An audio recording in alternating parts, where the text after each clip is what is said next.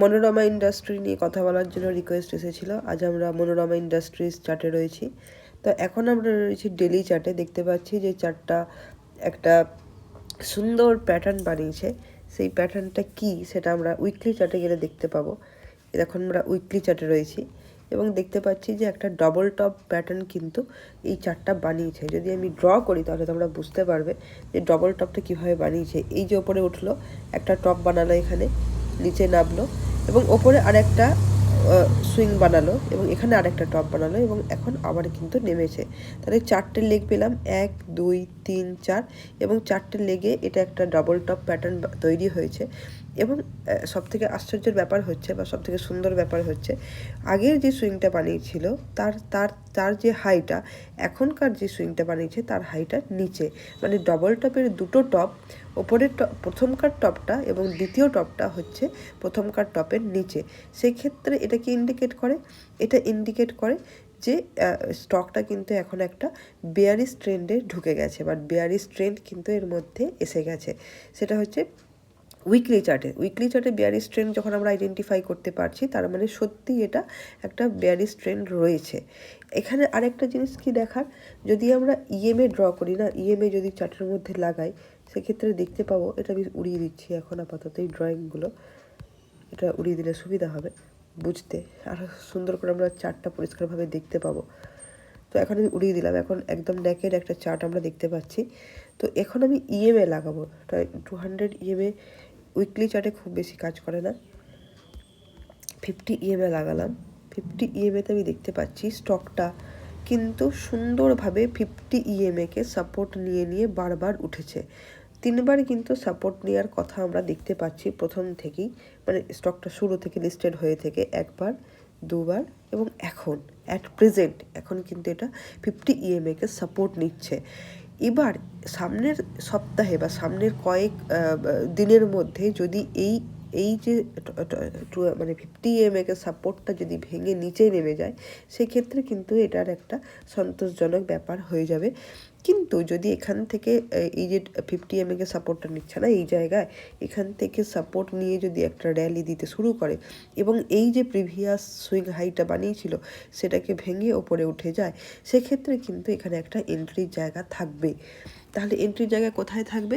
Previous সুইংকে, এই যে previous সুইংয়ের এই জায়গাটা 1500 অ্যারাউন্ড 1530 জোনটা যদি ভেঙে ওপরে ওঠে, সেক্ষেত্রে কিন্তু একটা এন্ট্রির জায়গা থাকবে।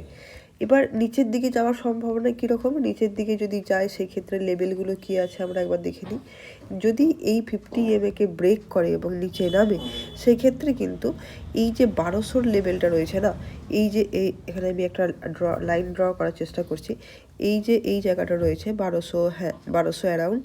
তো এই জায়গাটায় আসার সম্ভাবনা কিন্তু খুব বেশি এবং যদি এখানে থামে তো ভালো কথা, যদি এখানেও না থামে তাহলে পরের লেভেল হচ্ছে অ্যারাউন্ড এই জায়গাটায় অ্যারাউন্ড হাজারের যে রাউন্ডটা রয়েছে, জোনটা রয়েছে, সেখানে কিন্তু প্রাইস আসার সম্ভাবনা অনেক বেশি যদি এই 50 ইএমএকে উইকলি চার্টে ব্রেক করে প্রাইস নিচে নামে। এখানে আরেকটা জিনিস দেখা যাচ্ছে, সেটা হচ্ছে আরএসআই ডাইভারজেন্স। কিভাবে দেখা যাচ্ছে দেখো, প্রাইস হায়ার হাই বানাতে উঠছে, এই যে জায়গাটা হায়ার হাই, ড্র করে দেখাই, এই যে এখানে একবার হায়ার হাই বানালো, এখানে একবার হায়ার হাই বানালো, সেক্ষেত্রে কিন্তু এই যে আর একটা হাই বানালো না, সেই ক্ষেত্রে দেখো প্রাইস এখানে যখন হায়ার হাই বানাচ্ছে, আরএসআই এখানে হায়ার হাই বানালো, মানে টপ বানালো, তারপরেই কিন্তু প্রাইস অনেকটা উপরে গিয়ে একটা হাই বানালো, কিন্তু আরএসআই কিন্তু ওপরে উঠলো না, সে কিন্তু নিচের দিকে একটা টপ বানালো। তার মানে কি, এখানে একটা ডাইভারজেন্স তৈরি হলো, প্রাইস হায়ার হাই বানাচ্ছে, আরএসআই হায়ার লো বানাচ্ছে, এটাকে বলা হয় আরএসআই ডাইভারজেন্স। এবং তারপরেই দেখো ম্যাজিক্যালি প্রাইস কিন্তু আর হাই বানাতে পারে নাই, নিচের দিকে কিন্তু ভীষণভাবে ড্রপ করে গেছে বা একটা বিয়ারিশ ট্রেন্ডের প্রাইস কিন্তু ঢুকে গেছে। আমার ভীষণ ঠান্ডা লেগেছে বলে কথাগুলো একটু কেমন লাগছে, তোমরা একটু অ্যাডজাস্ট করে নাও। তো ঠিক আছে, এই হচ্ছে ব্যাপার। এবার যদি আমি একটু ডেলি চার্টে রেখে দেখি না, ডেলি চার্টে যখন যাচ্ছি দেখতে পাচ্ছি যে একটা একটা কিন্তু বেয়ারিশ ট্রেন্ডই আমার চোখে ধরা পড়ছে।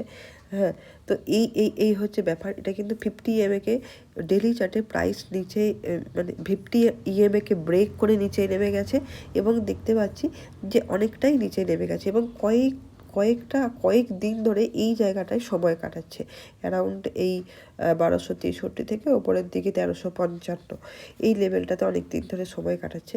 এবং যদি আমরা ইএমএটাকে এখানে একটু অ্যাডজাস্ট করি, আমি এখানে 200 ইএমএ করার চেষ্টা করছি ডেলি চার্টে। তো ডেলি চার্টে আমরা এখন 200 ইএমএ 200 EMA-তে রয়েছি। তো দেখতে পাচ্ছি এখানে কিন্তু প্রাইস ভীষণভাবে একটা সাপোর্ট নেওয়ার চেষ্টা করছে এবং অনেক দিন ধরে এখানে কিন্তু সময় কাটাচ্ছে। তো দেখা যাক এই যে 1294 জোনটা, এখানে যদি প্রাইস একটা সলিড মুভমেন্ট ওপরের দিকে না দেয়, সেক্ষেত্রে কিন্তু নিচের দিকে যাওয়ার সম্ভাবনা অনেক বেশি এবং সেক্ষেত্রে একটা নিচের দিকে একটা মানে লেভেলটা খুলে যাচ্ছে, 1200 লেভেলটা খুলে যাচ্ছে এবং সেখানে যদি না দাঁড়ায় একদম 1000-এর লেভেলটা খুলে যাচ্ছে। তো এই হচ্ছে মনোরমা ইন্ডাস্ট্রিজের চার্টের ব্যাপার। তো আজকে আমি এখানে ছাড়ছি, পরের দিন অন্য চার্ট নিয়ে কথা বলবো।